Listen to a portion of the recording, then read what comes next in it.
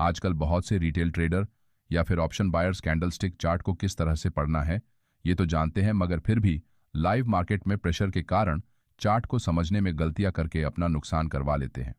आपसे भी ये गलतियां ना हो, इसलिए आज के वीडियो में हम चार्ट रीडिंग की कुछ इंपॉर्टेंट प्रो टिप्स को जानने वाले हैं, जिसमें सबसे पहले बेसिक प्राइस एक्शन और बाद में स्मार्ट मनी पर आधारित सबसे महत्वपूर्ण कॉन्सेप्ट्स को किस तरह से इस्तेमाल करना है इसे सीखेंगे, जिन्हें सीखकर किसी चार्ट को पढ़ने का आपका नजरिया ही बदल जाएगा।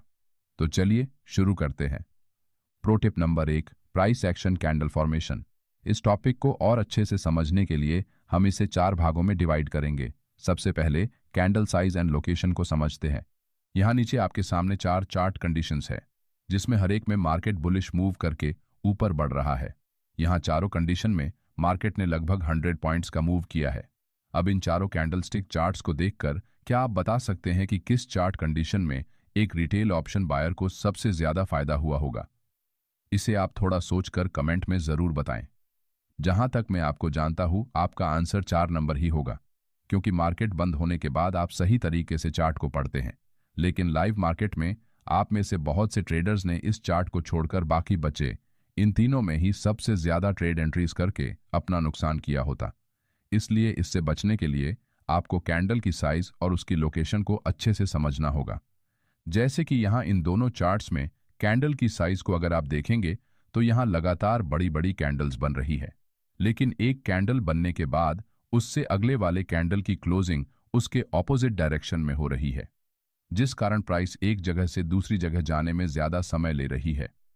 लेकिन उसी समय आखिरी के चार्ट में कैंडल्स एक के बाद एक लगातार एक दूसरे के ऊपर ओपन होने से यहां प्राइस कम समय में ज्यादा पॉइंट्स ऊपर बढ़ी है, जिससे यहां थीटा डे के कम होने की वजह से एक ऑप्शन बायर को ज्यादा फायदा होता है।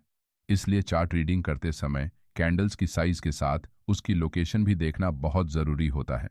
अगर इस तरह से चार्ट पर कैंडल्स की साइज तो बड़ी है, मगर वो एक दूसरे के विपरीत दिशा में क्लोजिंग करती है, तो यहां ट्रेड एंट्री करने से बचना चाहिए, क्योंकि यहां बायर्स और सेलर्स मार्केट की डायरेक्शन को लेकर कंफ्यूजन में होने से यहां प्राइस में किसी एक डायरेक्शन में कोई भी मोमेंटम नहीं होता, जिस वजह से ऑप्शंस के प्रीमियम थीटा डिके के कारण बहुत जल्दी कम होते हैं और लगातार ऊपर नीचे फ्लक्चुएट होकर आपके स्टॉप लॉस हिट करने के चांसेस को भी बढ़ाते हैं।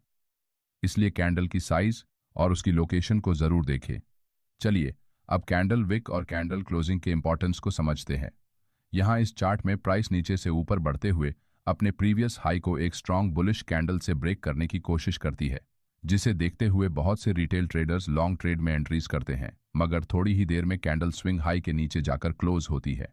दूसरी बार फिर से मार्केट उसी पॉइंट पर आकर लॉन्ग अपर विक कैंडल बनाकर रिवर्स होते हुए उसी रेंज में क्लोज हो जाता है, जिस कारण यहां ब्रेकआउट की आशा में जो ट्रेडर्स लॉन्ग ट्रेड में एंट्री करके बैठे थे वो ट्रैप हो जाते हैं। क्योंकि चार्ट पर आगे क्या होगा इससे ज्यादा चार्ट पर अभी क्या हो रहा है ये बहुत इंपॉर्टेंट है, क्योंकि मार्केट में आशावादी लोग ही सबसे ज्यादा नुकसान करवाते हैं। आपको क्या लगता है? इससे मार्केट को कोई फर्क नहीं पड़ता, इसीलिए आपको चार्ट पर क्या दिखता है इस पर आपको फोकस करना होगा। जब भी प्राइस एक पॉइंट से लगातार ऊपर बढ़ते हुए बिना रुके किसी इंपॉर्टेंट स्विंग को ब्रेक करती है, तो यहां नीचे जो बायर्स बाइंग करके बैठे हैं उनके द्वारा इस रीसेंट स्विंग हाई के पास प्रॉफिट बुकिंग के कारण प्राइस के नीचे आने की संभावना ज्यादा होती है।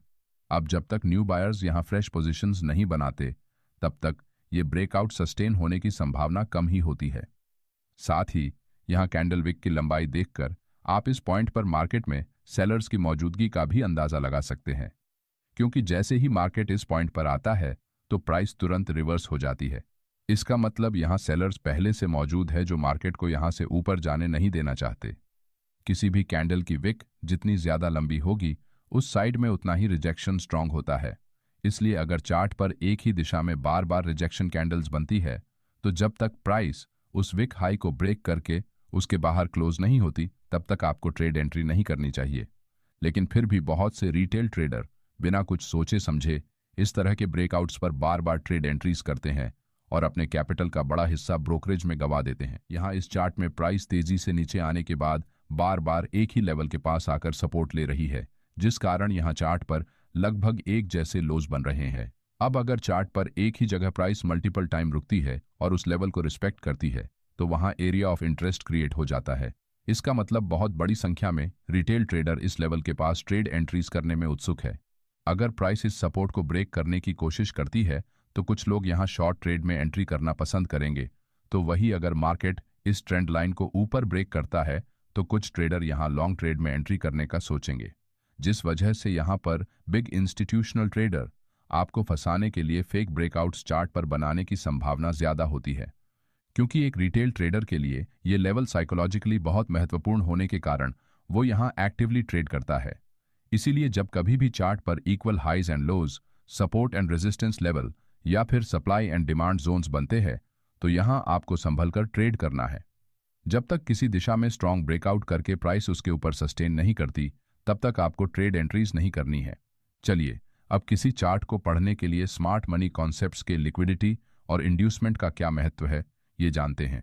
इस चार्ट में प्राइस हायर लेवल से नीचे गिरने के बाद लोअर लेवल्स पर रुककर एक सपोर्ट क्रिएट करने की कोशिश करती है। अब क्योंकि प्राइस बार बार एक ही एरिया से सपोर्ट लेकर ऊपर जाने की कोशिश कर रही है, इसलिए यहां एरिया ऑफ इंटरेस्ट बन जाता है।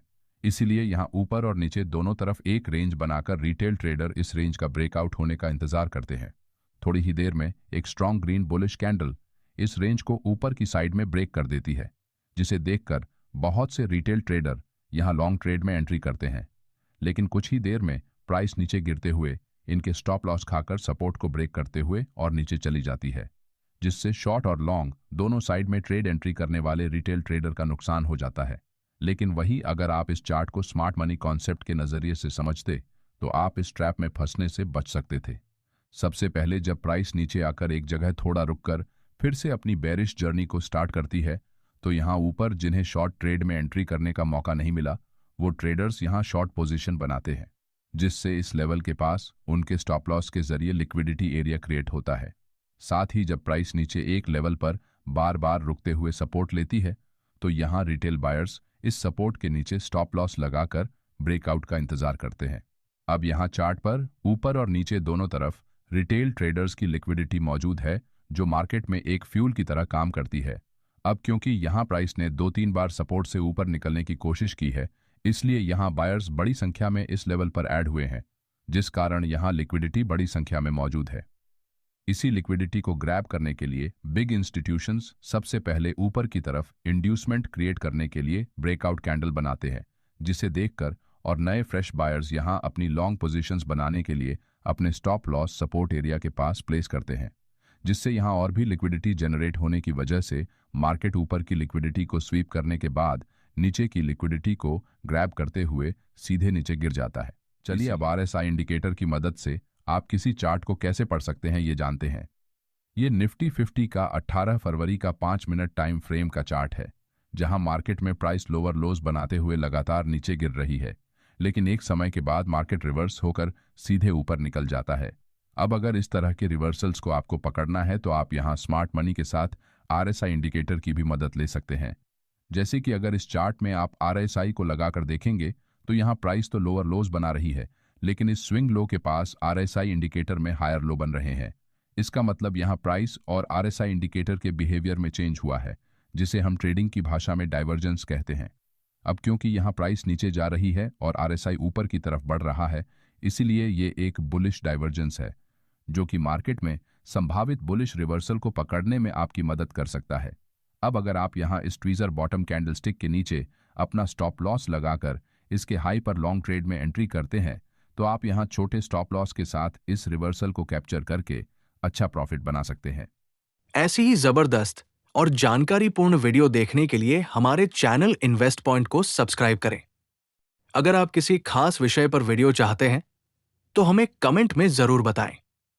आपकी राय हमारे लिए बेहद महत्वपूर्ण है।